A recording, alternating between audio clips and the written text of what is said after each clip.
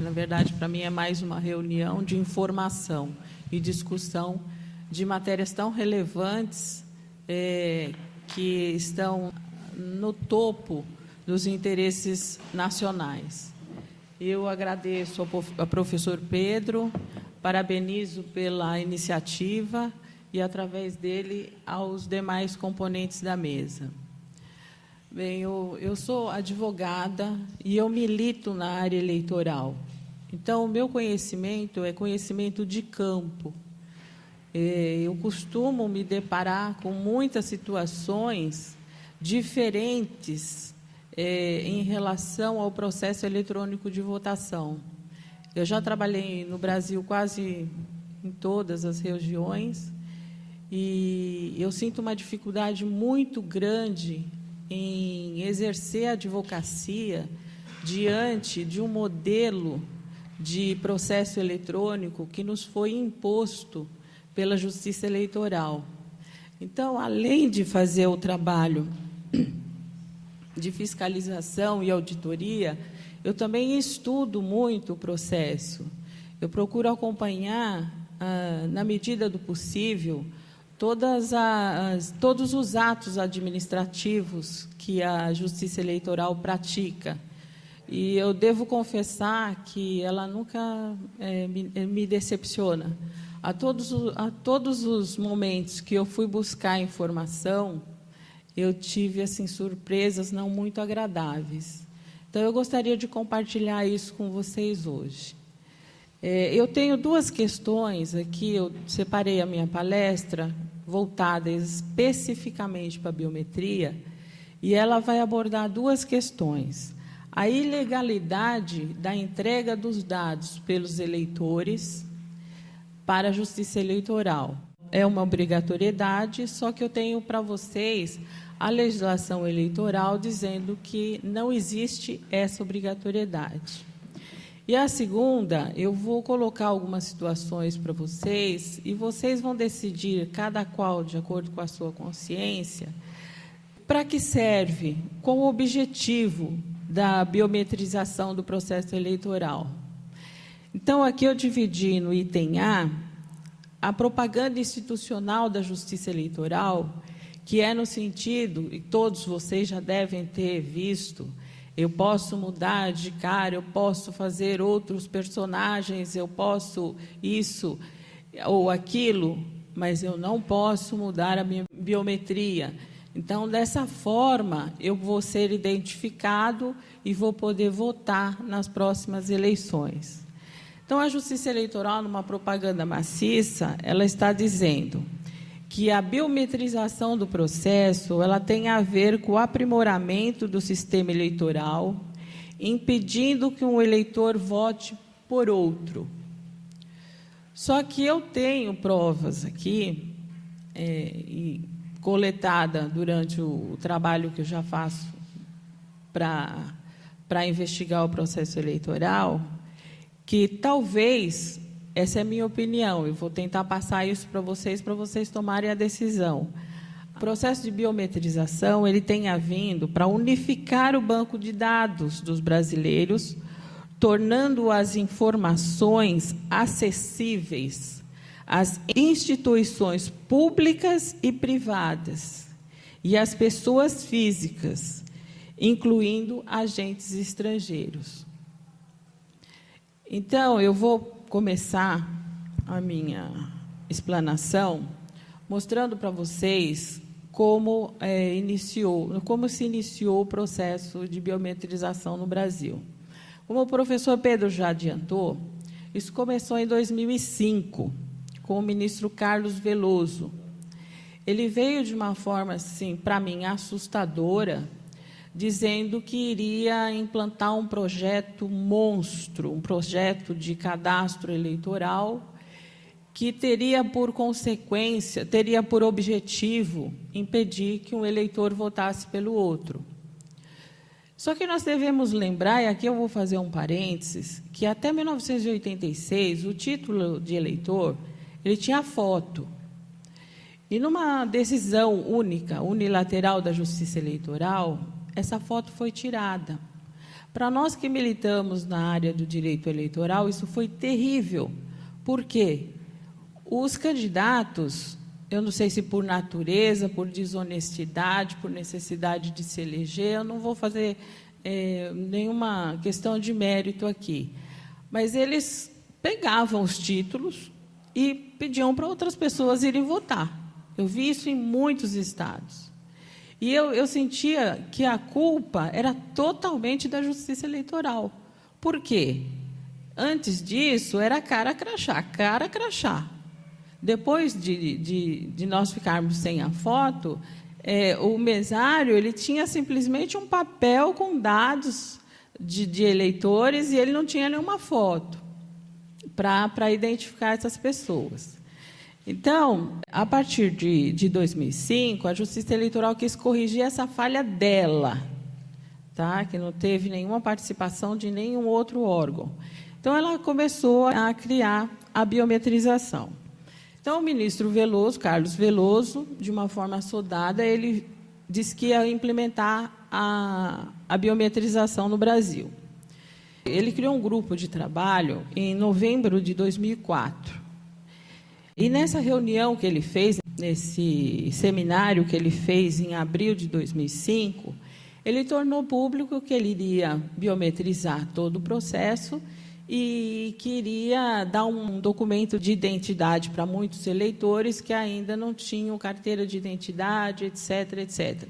E que, com isso, as pessoas poderiam, na hora de votar, se identificar de forma a mostrar a sua fisionomia para o mesário ter mais condições de saber se quem estava votando era ele mesmo. Mas isso foi muito rápido e me assustou um pouco, porque existe toda uma regra. Nós que trabalhamos com direito sabemos que existe toda uma regra para se fazer uma licitação, para se conseguir verba para implementar um projeto desse tamanho. Bem, em abril, ele anunciou que até outubro que ele já estaria com um projeto bem adiantado, e muitas cidades já estariam com o processo de biometrização já completado.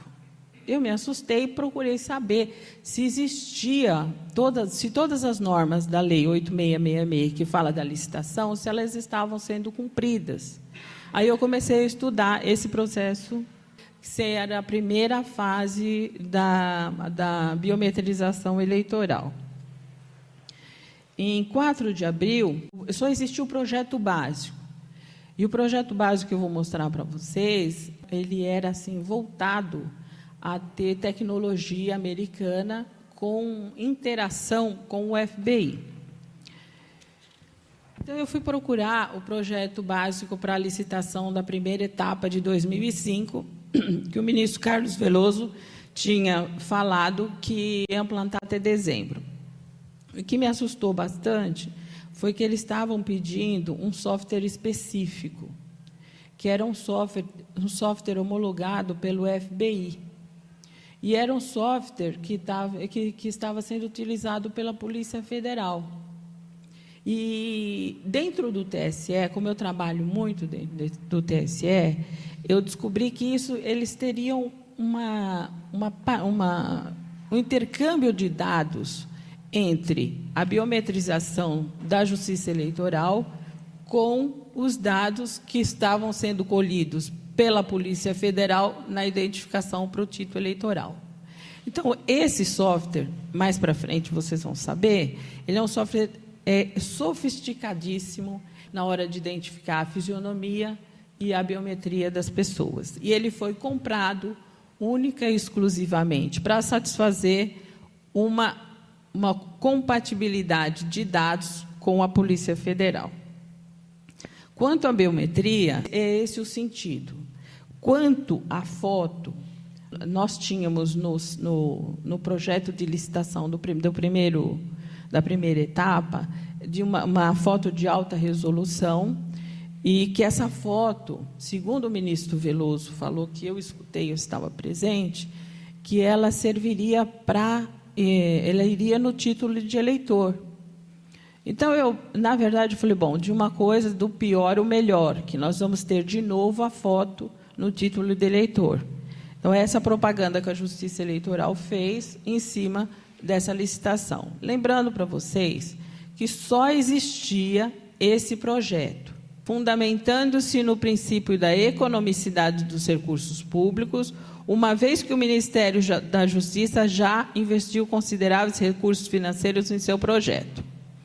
Tem um outro memorando que ele traz aqui informações bem importantes. Então, aqui essa primeira parte, o que eu quis falar para vocês, que a biometrização, ela teve por objetivo levar, intercambiar e compatibilizar os cadastros eleitorais com o da Polícia Federal.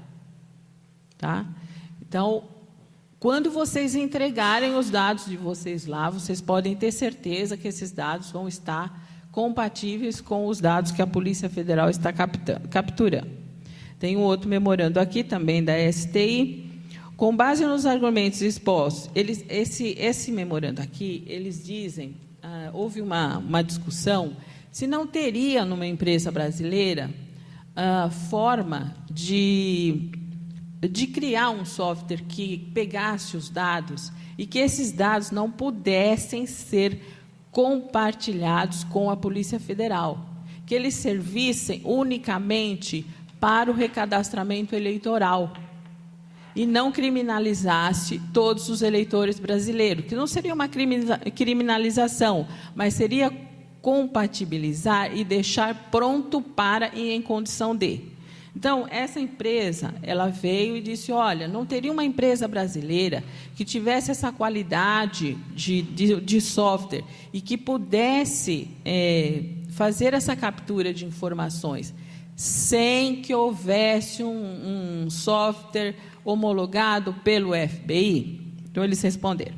Com base nos argumentos expostos, tendo em vista que atualmente não existe parâmetro para teste de homologação com solução no mercado diversa da solução apresentada pela Polícia Federal, com a compatibilidade e precisão necessária ao projeto entre o sistema de coleta de informações biométricas fabricado por outras empresas e o sistema AFI-SAGEM, entendemos que o sistema de coleta da SAGEM é atualmente a única alternativa disponível no mercado que possui as garantias necessárias a essa etapa do projeto. Bom, eu acho que aqui eu não preciso mais dizer. O SAGEM é uma empresa francesa, e esse site, ela homologa sites para fins forenses e criminais. E a Interpol e as empresas e as polícias do mundo inteiro, elas usam esse tipo de software para identificar os seus criminosos. Tá? Então, essa seria a parte da segunda etapa da biometrização brasileira, que aconteceu em menos de um mês e está aí para ser usada pela Justiça Eleitoral. Bom, agora vou entrar na parte que eu gosto, que é a fundamentação jurídica, né, do alistamento eleitoral. Bom, como operadora do direito, eu sempre faço meus estudos em cima de uma lei. Existe uma regra básica do direito que diz o seguinte: o particular, ele pode tudo que a lei não vetar. O ente público, ele só pode obrigar se tiver uma lei permissiva. Então, essa é a regra. Tá? A Justiça Eleitoral, ela tem uma lei de 85. Vocês vão falar, mas essa lei é muito velha. Não é velha, não é antiga, é uma lei que a Justiça Eleitoral está usando para obrigar vocês a entregar os dados biométricos. Só que ela fez uma inversão nos artigos. Ela deu uma interpretação totalmente diversa a esses artigos para obrigá-los a entregar esses dados biométricos para criar esse cadastro. Então, vamos lá. A Lei 7.444, ela veio antes de 1986, quando foi tirado a foto do título. Então, ela dispõe sobre a implantação do processamento eletrônico de dados no alistamento e a revisão do eleitorado. Essa lei, olha, eu trouxe bem poucos tópicos aqui para explicar para vocês o que ela traz, e depois vocês podem conferir no site do Planalto, que ela está bem atualizada. No artigo 4º, vocês prestem bem atenção no que ele diz. Para a conferência e atualização dos registros eleitorais, a que se refere o artigo 2º dessa lei, a Justiça Eleitoral poderá utilizar informações pertinentes, constantes de cadastros de qualquer natureza, mantido por órgão federal, estadual ou municipal. A Justiça Eleitoral, e aqui eu vou fazer um parênteses, no meu tempo, que eu fiz faculdade, ela tinha um cadastro eleitoral mais sigiloso do Brasil. Para que nós, advogados, conseguíssemos uma informação de um eleitor, precisávamos buscar o Poder Judiciário de primeira instância, fazer um requerimento, era estudada a pertinência desse pedido, se não fosse nenhuma violação, o juiz que, de primeira instância, entendesse cabível o pedido, repassaria esse pedido para a Justiça Eleitoral, que informaria ao juiz, e esse juiz passaria para a nossa pessoa. Isso sempre foi assim. Isso aprendi na faculdade, foi assim. Infelizmente, hoje eu percebi que não está mais assim. Mas, enfim, a Justiça Eleitoral, como ela precisava de algumas informações que talvez não constassem no cadastro dela, por exemplo, esse artigo, ele se valia do INSS informar das pessoas que haviam morrido. Então, ele buscava essas informações lá, fazia um batimento do seu cadastro, limpava e ficava com eleitores que realmente eram eleitores ainda aptos a votar. Essa era uma contribuição que vinha de fora, que a lei permite. Dados que o eleitor é obrigado a fornecer à Justiça Eleitoral. Esse vocês têm que gravar. Para o alistamento eleitoral, no artigo 1º desta lei, o alistando apresentará em cartório ou em local previamente designado requerimento em formato que obedecerá ao modelo aprovado pelo TSE. Ele chegava lá, preencheria um registro chamado RAI. Esse registro era assinado por ele apresentava os documentos provando que ele estava vivo, assinava esse documento, entregava e era recadastrado como eleitor apto a votar. Parágrafo 1º. O escrivão, o funcionário ou preparador, recebendo o formulário e os documentos, datará o requerimento e determinará que o alistando nele aponha a sua assinatura, ou, se não souber assinar, impressão digital do seu polegar direito, atestando a seguir terem sido a assinatura e a impressão digital lançados na sua presença. Esse é o artigo que está valendo hoje. Tá? Então, esses dados que vocês têm que entregar para a Justiça Eleitoral. Não existe, eu vou provar mais para frente, que não existe outro artigo, outra lei que obrigue o agente público a colher outro tipo de dados. Lembrando que o agente público só pode o que a lei autorizar. Parágrafo 4º.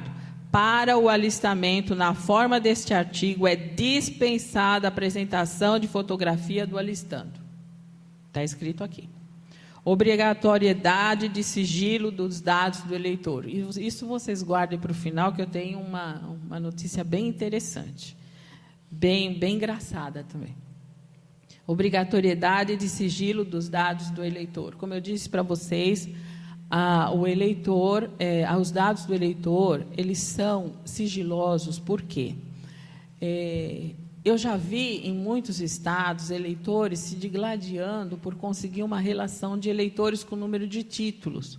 Para quê? Para mandar a carta direta, para ficar pentelhando, para dar a bota, para dar a cesta básica, para fazer de tudo. Então, eleições limpas no Brasil, elas têm que pensar muito que uma relação de eleitores com número de título é um segredo inviolável.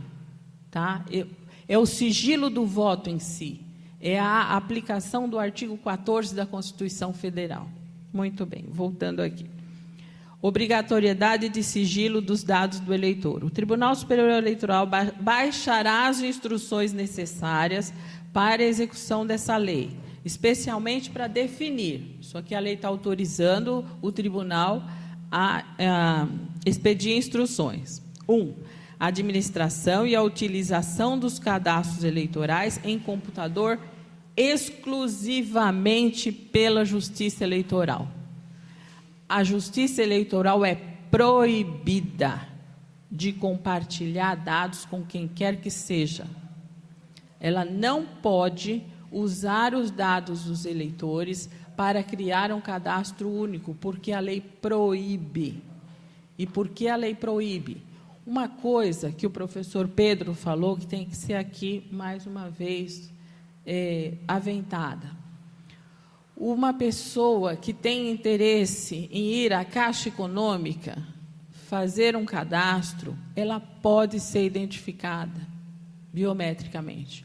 Uma outra pessoa que tem interesse em ir à Polícia Federal e entregar seus 10 dedos, ela pode ser identificada, porque ela sabe que ela vai lá e aquele objetivo daquele órgão público é pegar os seus dados e fazer deles o que implica na atividade material daquele órgão.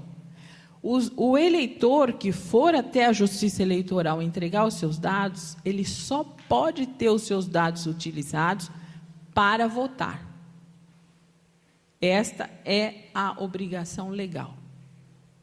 Muito bem. Então, todo mundo está usando a biometria, cada órgão está usando a biometria para o seu objetivo principal.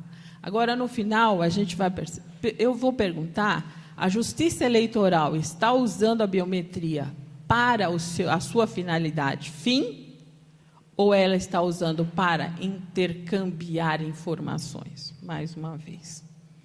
Então, vamos lá. Então, aqui, lembrando que os dados são exclusivamente usados pela Justiça Eleitoral. Então, editando resoluções como a Justiça Eleitoral ela costuma fazer, a Justiça Eleitoral, o TSE, emitiu a resolução 21.538 de 2003, que ainda não havia o processo de biometrização. Ela editou essa resolução para regulamentar qual a forma que seria feita a coleta de biometria. Mais uma vez, aqui eu vou trazer o caso concreto. Quando eu leio uma resolução da Justiça Eleitoral, eu já me acostumei a pegar pegadinhas. Eles põem pegadinhas no meio, que se você não prestar muita atenção, a hora que você tem um caso concreto, você vai ler, puxa vida, olha o que eles colocaram aqui. Você não consegue defender seu cliente. Então, essa resolução 21.538, ela tem uma pegadinha. E a gente só pega essa pegadinha com a resolução 23.335, que é o que a Justiça Eleitoral está usando para colher os dados de vocês. Mas, muito bem. Aí, quanto ao acesso às informações constantes no cadastro, essa resolução de 2003, ela traz assim: as informações constantes do cadastro eleitoral serão acessíveis, olha lá, gente, olha o artigo 9º primeiro, a administração e a utilização dos cadastros eleitorais em computador exclusivamente pela Justiça Eleitoral.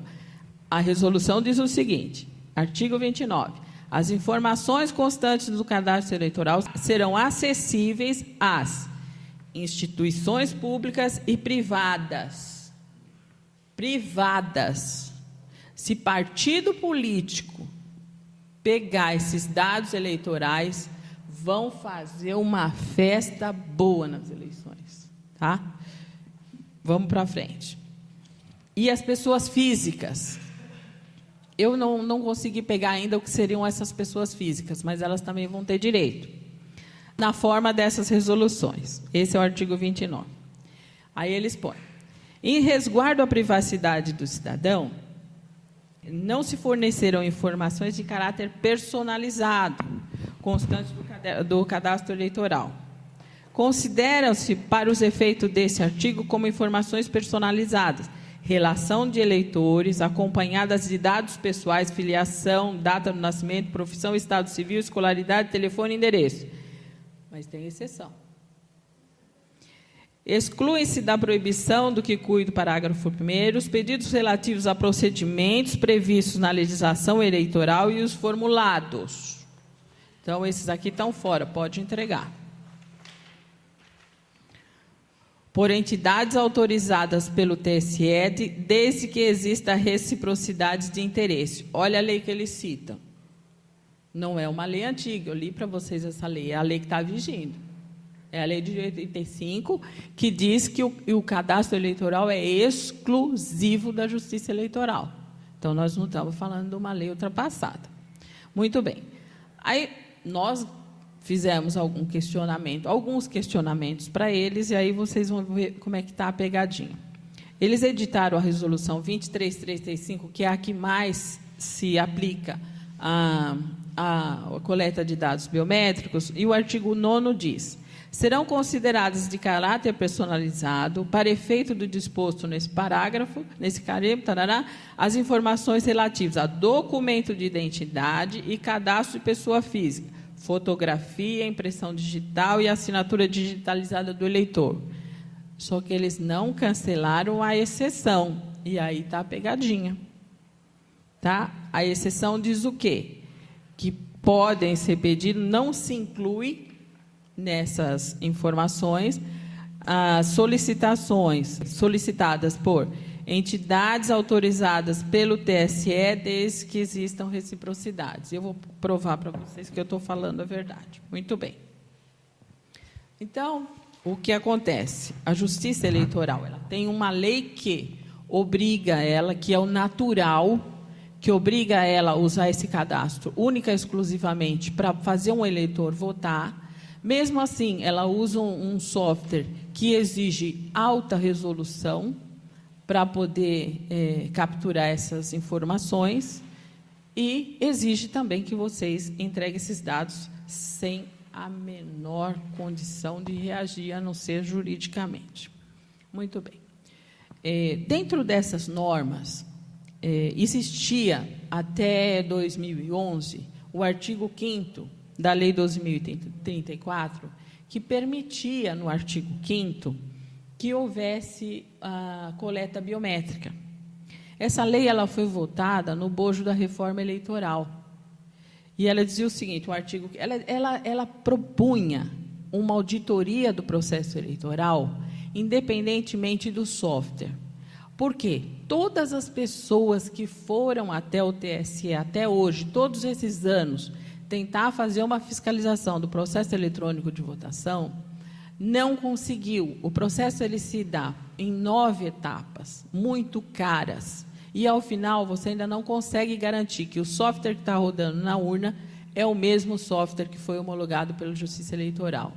E outra falácia, a Justiça Eleitoral, ela prega institucionalmente que nenhum programa que for homologado pelo TSE, vocês assistem aqui de Brasília, vocês estão cansados de ver a ministra ou os ministros assinando o programa, colocando criptografia e tudo mais que tem direito para que um programa pirata não consiga rodar nas urnas. Eleições de 2012, eu fui para Londrina, eu peguei um programa pirata rodando nas urnas, programa diferente, não tinha sido assinado, viu? Programa diferente, rodando nas urnas, e a justificativa foi a seguinte: olha, você não provou que esse programa desviava votos. Realmente eu não provei, por quê? Porque quem julga é o réu. O réu é a Justiça Eleitoral. Quem pôs o programa pirata lá dentro foi a Justiça Eleitoral. Como que eu consigo fazer essa prova? Ele nunca vai dizer que o programa vai desviar votos. Eu teria que ter uma perícia, e eles não permitiram a perícia. Tá? Então, essa falácia, ela é da mesma natureza, da mesma qualidade, que dizer que a biometria é para impedir que um eleitor vote pelo outro. Voltando aqui ao assunto. Bem, essa lei, então, ela tinha uma possibilidade de que nós conseguíssemos, os entes que podem fazer a fiscalização, o Ministério Público, a OAB, conseguíssemos fazer uma auditoria fora do software. Teríamos que imprimir o voto para poder recontar depois. Qualquer um faria isso, até nós, advogados, contamos até 500, conseguiríamos fazer essa auditoria. Mas, enfim, o TSE, com o pavor que ele tem de ser fiscalizado, ele fez de tudo para impedir que essa lei fosse votada no Congresso. De tudo. Ele não conseguiu. Nós conseguimos passar no bojo da mini-reforma, foi uma decisão de líder, passou. 2 ministros, Gilmar Mendes e Aires Brito, foram até o presidente Lula pedir para ele vetar. Ele não vetou, passou. Qual a solução? Eles tinham que tentar uma medida judicial para conseguir segurar essa lei. Por quê? A urna, o processo eletrônico de votação, ele é 100% seguro para a Justiça Eleitoral. Porque eles não permitem que façamos provas. Então, aconteça o que acontecer, eles têm 100% de segurança que nós não vamos conseguir provar, fazer prova de que houveram irregularidades. Então, para mim, eles dizem, o processo é 100% seguro. Eu digo, sim, para vocês é, para mim não, porque eu não consigo conferir. Muito bem. Voltando aqui. Aí eles foram até a Procuradora-Geral Eleitoral, a doutora Sandra Curro, e, a pedido do Colégio de Presidente TRS, ela propôs uma ação direta de inconstitucionalidade do artigo 5º e, lógico, quem votou era a relatora, a ministra Carmen Lúcia, presidente do TSE. Ela não ia falar, não, eu não vou dar essa liminar. Ela deu a liminar, por óbvio, porque quem julgou? Lewandowski, Carmen Lúcia, todo mundo que ou é, ou foi, ou será do TSE. Lógico, nós perdemos feio. E eles levaram embora o artigo 5º, que eu vou ler para vocês agora. É permitido o uso de identificação do eleitor por sua biometria, tralalá, tralalá, tralalá. Levaram embora esse artigo, então, o que vale? Aquele artigo lá atrás que diz, olha, não tem que entregar fotografia, não, só tem que assinar a RAI, entregar os documentos de endereço e acabou. Nós temos que respeitar as decisões do STF. Se ele diz que esse artigo é inconstitucional também para impedir que vocês entreguem os dados biométricos. O pau que bate em Chico tem que bater em Francisco também. Concordam? Então, tiraram o artigo, não entrega-se mais dado. O tribunal, essas resoluções que eu li para vocês, que eu falei que a 23335, ela se baseia, ela é a que está mais sendo utilizada em relação à biometria. Ela traz no seu bojo o artigo 5º. Se vocês verem esse cara aí, eles falam que eles estão recolhendo os dados por conta da Lei 7444, não é uma lei antiga, está aí, de 85, e artigo 5º, parágrafo 5º da Lei 12.034, de 20 de dezembro de 2009. Esse artigo foi suspenso por liminar do STF. Então, não há obrigatoriedade de se entregar dados biométricos para o TSE. Ponto. Então, eu vou dizer para vocês outra coisa agora, pulando essa outra parte. Os dados coletados pelo TSE. Bom, o TSE, embora ele não precise, ele colhe as impressões digitais de 10 dedos. Para que ele quer isso, hein? Ele põe na urna 2, ele precisaria de 4. Para que ele quer 10 dedos? Uma foto colorida de alta resolução. Para que ele quer isso? Mas você pode me dizer para que eles querem 10 dedos? A foto de alta resolução, tá? Os novos títulos continuam sem foto. Então, vamos ver os dados que são colocados na urna. Tem uma resolução para isso, 23372. Eles dizem que eles têm que posicionar o dedo do eleitor para ver se ele é identificado. Havendo identificação, muito bem. Não havendo, o mesário repetirá o procedimento para o mesmo dedo por 3 vezes, observadas as mensagens apresentadas pelo sistema do terminal.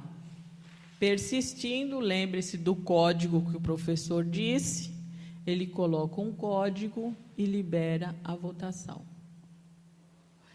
O cadastro eleitoral, se ele fosse feito só para ser cadastro eleitoral, para permitir que os eleitores votassem, muito bem, é isso aqui bastava, é só para abrir a urna.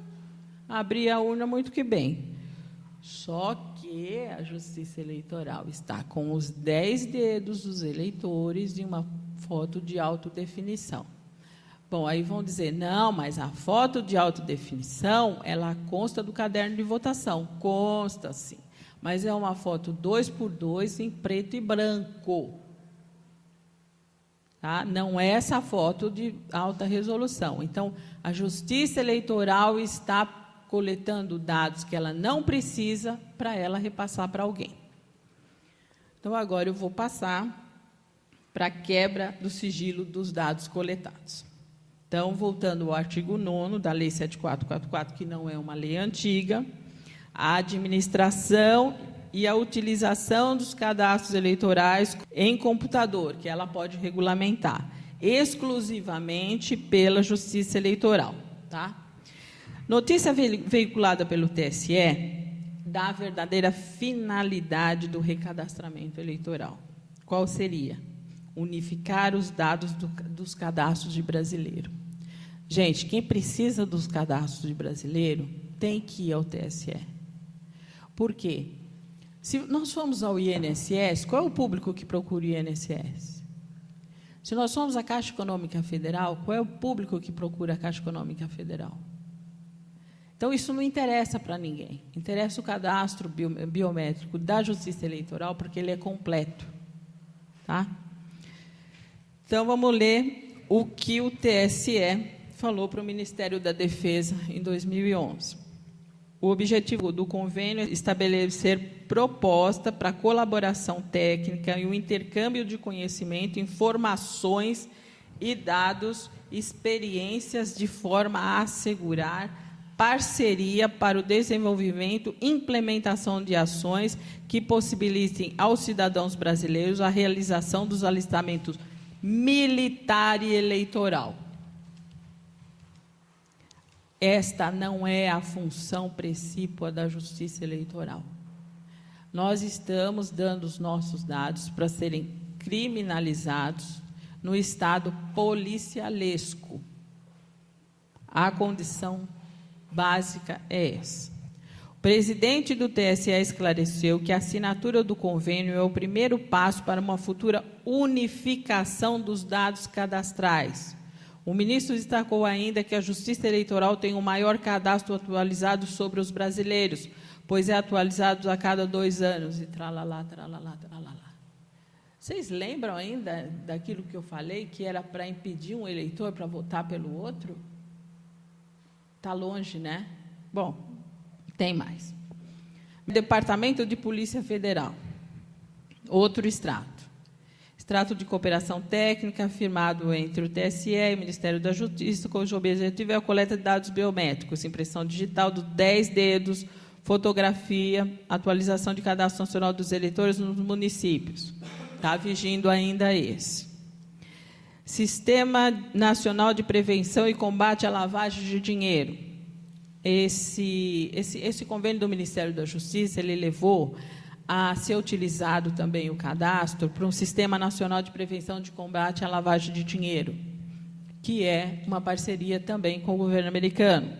Objetivo: potencializar a utilização de bases de dados e cadastros públicos no combate à lavagem de dinheiro e ao crime organizado.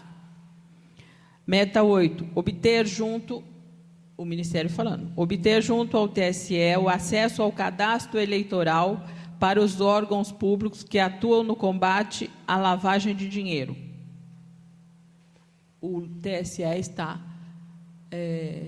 fornecendo os nossos dados para isso. Mas nós não chegamos no melhor, gente, não adianta.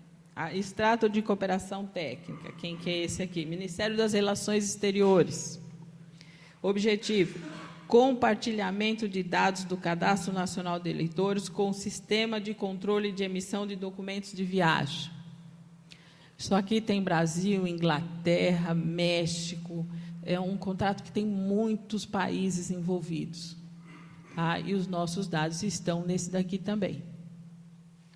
Paciência, vocês que quiserem entregar os dados para o TSE.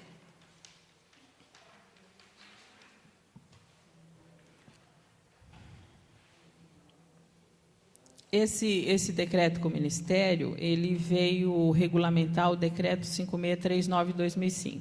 Então, nesse sentido, promoverão a cooperação e o intercâmbio de informações para aperfeiçoar os seus controles de emissão de documentos de viagem e identidade e evitar uma falsificação, adulteração ou utilização fraudulenta. O acordo com o RISC. O acordo com o RISC seria um acordo para se emitir um documento único para todos os brasileiros, que até na época eu fiquei preocupada, porque eles iriam sair com isso muito rapidamente e muita gente iria ficar sem votar. Mas esse convênio ele está suspenso.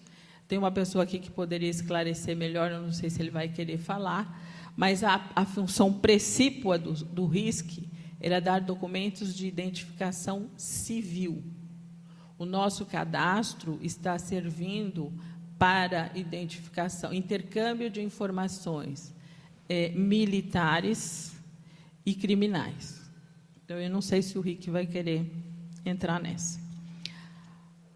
Esse é o melhor. Você está no celular? Esse aqui é o melhor e eu vou ler para vocês esse contrato.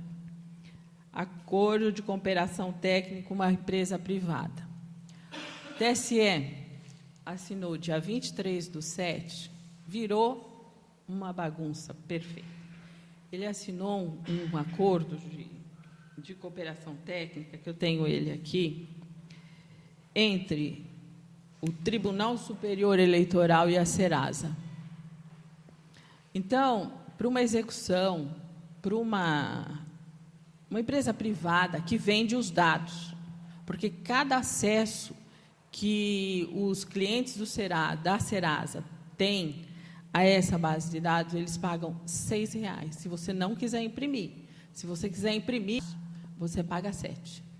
E o TSE fez esse acordo, dentro daquela resolução que fala que vai entregar para o Pai, para o Filho e para o Espírito Santo. Muito bem. Essa empresa é uma empresa irlandesa. Então, lá vão os nossos dados para uma empresa irlandesa. Tá? Ele é muito interessante no que ele diz aqui. Cláusula 1ª. O objeto desse acordo é a prestação pelo TSE à Serasa de informações contendo o nome do eleitor, número e situação de inscrição eleitoral, além de informações sobre eventuais óbitos e validação do nome da mãe e da data do nascimento. Mas estava escrito na resolução que não podia entregar isso. Mas aqui diz que pode. Isso aqui é o cadastro de eleitores que todo político quer. Está aqui, ó. Ele pode acessar a base de dados do Serasa, que ele vai ter acesso a elas. As informações fornecidas pelo TSE e a Serasa poderão ser disponibilizadas por esta aos seus clientes. A Serasa pode vender os dados eleitorais de vocês. Tá? Aos seus clientes, nas consultas aos seus bancos de dados. Legal, né? Tem mais. Poderá haver cruzamentos de dados previamente fornecidos pela Serasa com retorno pelo TSE sobre ratificação ou não das informações. Certo? Em contrapartida, a disponibilização pelo Serasa das citadas informações, a Serasa emitirá ao TSE quantidade de 1.000 CPFs, certificados digitais, validados por 2 anos. Isso aqui os mais versados em conta, que não fui eu, fizeram um cálculo. Vai custar R$ 130 por ano para a Serasa. E ela vai ter um lucro sensacional com essas informações, além da precisão dos dados, porque o cadastro eleitoral ele tem credibilidade, pelo menos é o que eu espero que sim. Mas tem uma outra coisa muito interessante aqui. Se vocês perceberem, esse contrato ele não foi assinado por nenhum ministro, ele foi feito pela área administrativa, virou carne de vaca. Entendeu? Porque antes, no meu tempo, meu ledo tempo de engano, que a gente fazia um ofício para o juiz disponibilizar os dados, agora não precisa mais. O que ele tem que fazer? O fornecimento dos dados à Serasa será realizado nos estritos moldes das regras técnicas definidas pela Secretaria de Informática do TSE. Tá? Então, senhores, essa é a informação que a Justiça Eleitoral está vendendo os dados cadastrais.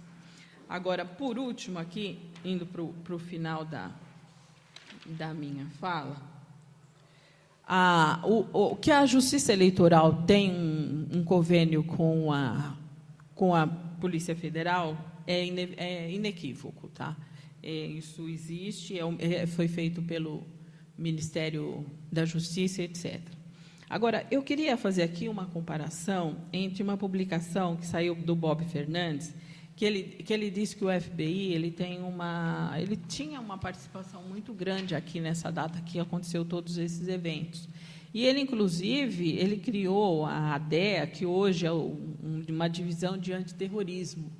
E ele dá nomes, ele fala como entrava o dinheiro, e a gerência do FBI no Brasil era muito grande. Então, tudo isso que eu falei, ele tem que ser lido também a partir dessas informações desse jornalista. E outra coisa também é a informação que o Paulo Lacerda fez, é um delegado da Polícia Federal, ele teve que explicar na Câmara a parceria da instituição da Polícia Federal com o FBI. Ele disse que ela existe desde 1974 e que é para intercâmbio de informações. Então, eu não tenho a menor dúvida, quer dizer, eu tenho certeza e tenho provas que o FBI está envolvido no processo de biometrização brasileira e que a função da Justiça Eleitoral em fazer isso, ela tem um objetivo diferente da sua função precípua e que não é para nada, em nenhum momento, ela tem interesse em pedir que um eleitor vote pelo outro, porque ainda é possível um eleitor votar pelo outro, e a ideia dela é criar esse cadastro monstro para ela poder compartilhar, e agora eu descobri que ela quer vender também. Muito obrigada pela paciência de me ouvir.